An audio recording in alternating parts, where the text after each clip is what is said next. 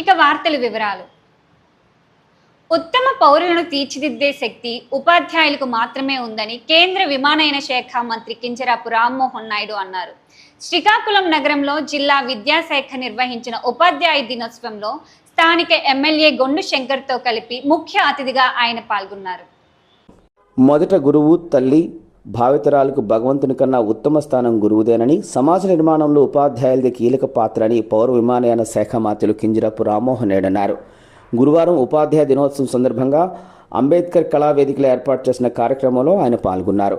ఉత్తమ ఉపాధ్యాయ పురస్కార ప్రధానోత్సవం 2024 కార్యక్రమానికి పౌర విమానయాన శాఖ మంత్రులు కింజరాపు రామ్మోహన్ నాయుడు ముఖ్య అతిథిగా హాజరయ్యారు.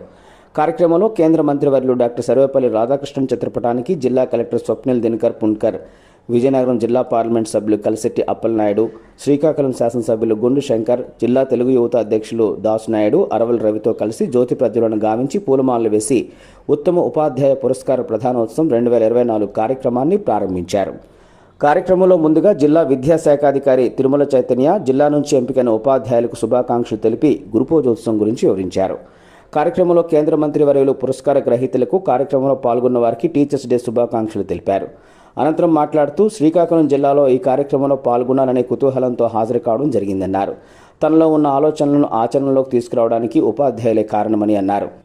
విద్యతో పాటు విలువలు, ఆటలపై ప్రాధాన్యతను విద్యార్థులకు తెలియజెప్పే బాధ్యత ఉపాధ్యాయులదేనని అన్నారు. స్వచ్ఛ భారత్, ఇతర ప్రభుత్వాలు చేసే కార్యక్రమాలు పిల్లలకు అవగాహన కల్పించే బాధ్యత గురువులదేనని అన్నారు. మాతృభాష తెలుగుకు ప్రాధాన్యత ఇస్తూ ఇతర భాషలపై పట్టు సాధించాలన్నారు. సమాజంలో మార్పు తేవడానికి విద్యాశాఖ కీలకమని, అందుకే నారా లోకేష్ విద్యాశాఖ మంత్రిగా చేయడానికి ముందుకు వచ్చారని అన్నారు.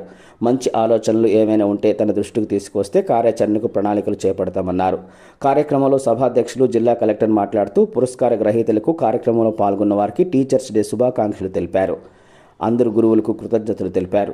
మట్టిని మలచి ఒక విగ్రహం చేసినట్లు పిల్లలను ఉత్తమ విద్యను అందించి వారు ఉన్నత స్థానానికి చేరుకునేలా తీర్చిదిద్దాలని అన్నారు. విజయనగరం పార్లమెంట్ సభ్యులు కలిశెట్టి అప్పలనాయుడు మాట్లాడుతూ ఈ కార్యక్రమంలో పాల్గొనడం తనకు చాలా సంతోషంగా ఉందన్నారు. ఉపాధ్యాయ బాధ్యత చాలా కీలకమన్నారు. శ్రీకాకుళం శాసనసభ్యులు గొండు శంకర్ మాట్లాడుతూ పురస్కార గ్రహీతలకు అభినందనలు తెలిపారు.